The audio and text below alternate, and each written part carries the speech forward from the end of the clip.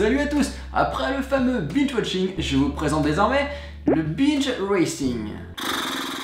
Oui, à en croire une étude menée par Netflix, le binge racing serait le nouveau phénomène à la mode dans le monde des séries et serait de plus en plus adopté par les téléspectateurs dans le monde. Le principe est ultra simple, il s'agit de lancer une saison qui vient de sortir et de la regarder dans les 24 heures qui suivent sa mise en ligne afin d'être le premier à l'avoir terminée. En gros, c'est du binge watching, mais en plus intense, parce que au final, c'est une course entre tous les fans. It's a stupid idea, and I am not going to get behind it. Alors je suis désolé, et je vais encore passer pour un vieux con, hein.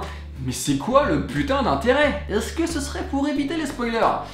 Eh ben j'y crois pas du tout, parce qu'il existe tellement de séries diffusées aujourd'hui que c'est ultra facile de les éviter. Plus personne ne regarde la même chose en même temps, parce que là on parle bien d'une saison et pas d'un simple épisode, ce qui voudrait dire qu'il faudrait que tout le monde trouve le temps de la regarder en même temps. C'est quasiment impossible. Et c'est d'ailleurs pas pour rien qu'on a tous du retard dans nos programmes. On a beau sécher le travail ou les cours, à un moment donné ça suffit pas. Alors peut-être que c'est pour se la raconter auprès de ses amis. Mais là encore, c'est quoi l'intérêt? Parce que tant qu'ils ne seront pas à jour dans la saison, eh ben vous ne pourrez jamais parler de l'histoire et de son évolution. Sauf si évidemment vous n'avez pas peur de tomber sur un anti-spoiler tolérance 0. Et pourtant ça fait mal. Alors du coup peut-être que c'est simplement pour regarder le plus de séries possible. Mais là encore ça sert à quoi si vous prenez pas le temps de développer des liens avec les personnages, son histoire ou son ambiance?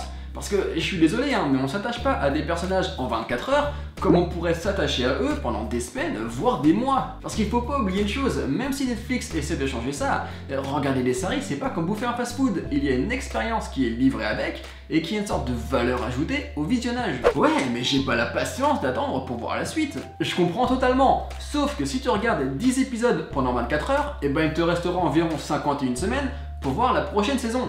Par contre, si tu regardes un épisode par semaine pendant 10 semaines, et ben il te restera plus que 41. Putain, les mathématiques ça sert finalement. Ouais, mais c'est trop dur de pas tout regarder, et des fois on est super accro. Encore une fois, je suis totalement d'accord, sauf que au final c'est comme manger un paquet de M&M's qu'on s'enfilerait d'un seul coup.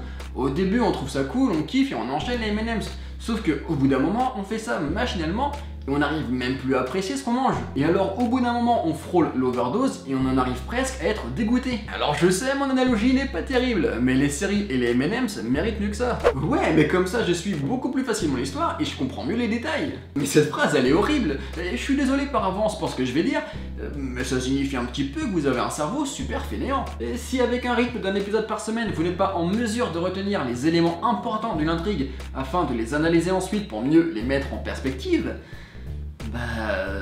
vous faites pas assez travailler votre cerveau. Clasher une partie de ses abonnés, c'est fait. Comme je le disais dans une précédente vidéo, même si je suis pas un très gros fan du binge watching, je comprends son intérêt et je le pratique moi-même. Je trouve quelques avantages qui sont non négligeables. Mais là, c'est autre chose, c'est du même niveau que le speed watching, qui consiste à regarder des épisodes en accéléré. So stupid. So stupid.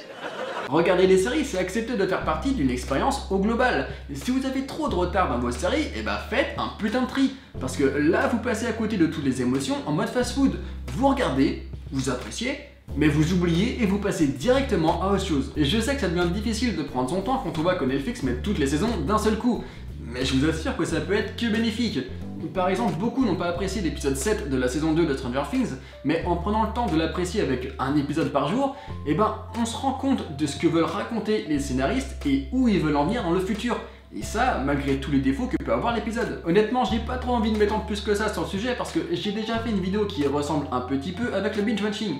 Donc, si vous voulez connaître mon avis sur le mode de consommation à grande vitesse, eh ben, je vous ai mis un lien ici et dans la description. Par contre, puisqu'apparemment la nouvelle mode c'est de trouver les meilleurs moyens pour regarder le plus de séries possible sans prendre le temps de les apprécier, et ben j'ai fait travailler mon imagination afin de vous trouver les nouvelles méthodes du futur. Le pire c'est que j'en rigole, mais je suis presque sûr que certaines existent déjà.